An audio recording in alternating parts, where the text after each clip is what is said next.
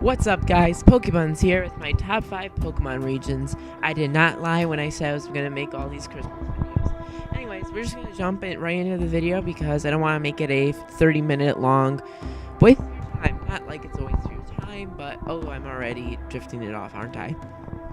Number 5, Kanto.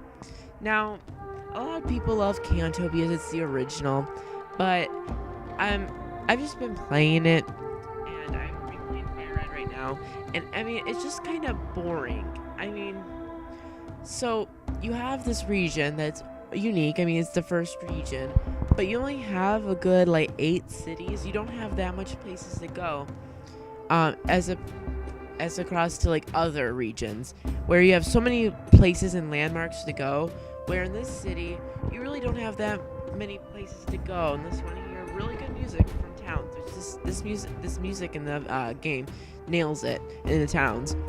But besides that, here's a real quick recap of the Kanto region. It's artist by Nicholas Krunk. So you have decent cities, not the best, but pretty good cities and towns. But you don't really have that much uniqueness in it. Here are my pros for Kanto. It's the first original map, sweet and simple layout, enough land and water, and you have unique islands, Cinnabar Island, that is. The cons, not that many cities, pretty boring designs, and not too memorable cities. You kind of forget about most of them. This is to be expected because it was the first one, so obviously they didn't have the best and new great ideas, but it's okay. It's definitely not the worst region. I didn't include the worst region. Obviously, it's top 5, and there's 6 regions. I'll leave you to figure out what the 6th place was because I don't want to spoil anything. Number 4, Unova. Unova gets a lot of crap, and it deserves it in some points. I understand why people dislike it, but it had its real good ups. Just look at all of the cities and landmarks in this region. You have Twist Mountain and other mountains too. You have Castelia City, which is probably one of the biggest and greatest cities in recent memory since Hoenn.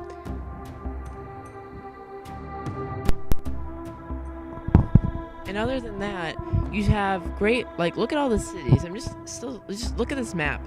You have tons of cities, pretty diverse landscape, but the issue is there's not that memorable cities. Of these 30 cities that you see, I can probably name 3 of them without looking at this. It's just pretty bland and boring cities, except for Castelia, Mistralton, and maybe a couple others. So the pros, there's a lot of cities. There's weather impacting routes, which I just didn't include. But I really liked how, depending on what season it is, it was snowing, there was leaves going around, there was flowers in the spring, very sunny in the summer. I just loved how all the routes changed based on the seasons. I thought that was on point and should have returned in Gen 6. Second of all, I love the how I didn't really love this part, but you know how in the winter how some routes were blocked off because heavy snow? That got a little annoying, especially because you had to do stuff in the game. That's more of a con, but yeah.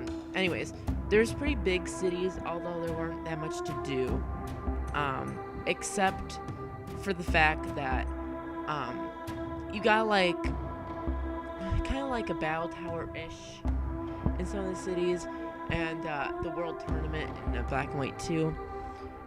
You have lots to do in the cities, but you just, compared to the past ones, they aren't that memorable. The cons, aside from 2 big cities, they aren't very memorable. Very long, painful routes at times, and boring starter cities, and getting through routes became really slow at a point. Number 3, Sinnoh. I had a struggle between putting this number 2 and number 3, but I decided with number 3. The pros of Sinnoh is it's an amazing region full of amazing caves, great architecture and buildings and cities, new underground. You can go underground and battle and take flags from people's bases, kind of like secret bases, but underground. Detailed cities, pretty mountains, diverse routes, and very creative landscape. The cons were the most painful mountain to ever go through. It was just the struggle. Like, I remember just spending days and days just getting through the mountain in Sinnoh. Long routes that were also painful at times. Too much mountains. Hoenn gets crap for doing too much water. This definitely gets the title of too much mountains. Some very forgettable towns. I can't even name it. I forgot it. But like the one where the grass city is, like the grass gym. Number 2, Johto. Now, a lot of people give crap to Johto too, for some reason. But I think Johto's lovely. Just look at it. It's just beautiful. It's everything Kanto really should have been. Here's the key. Again, from I think the same Nicholas guy from before. You have a pretty decent number of cities. You have pretty good landscapes, such as forest and the Burn Tower, Mount Mortar, dark caves, Whirl Islands, which I loved, and great cities. Pros: the most memorable landmarks, like Bell Tower. Unique, lovely cities, great water, mountain, land ratio, amazingly unique routes. Everything Kanto really wanted to be. The thing I really loved was, I don't know if you remember, but when you went from Blackthorn City, that was probably my favorite route, where you go under the bridges or on the bridges, and I just love that route. I don't know why. Also, there was Azalea City for all those Iggy Azalea fans. Cons: they could use a little more cities, like recent regions. Less forest area. I remember the start being really slow. Less caves. There were a lot of little caves here and there, which were optional at times, which I liked. Number 1, Hoenn. Hoenn is just everything, anything, everything Pokemon wanted for its regions. It's just beautiful. Pros: best routes and most unique in the series. Creative city ideas. There's some trapped in glass or whatever that is in Mauville. Post-volcano cities, ashes in cities, built on water cities. You have to go underwater to get to some cities. Secret bases. There's a tree town, water versus land concept, and a battle frontier. For cons: too much water, and you need a lot of HMs to get from city to city. So that's my top 5 Pokemon regions. Please like, comment, subscribe if you liked it. More top 5s coming soon this Christmas season.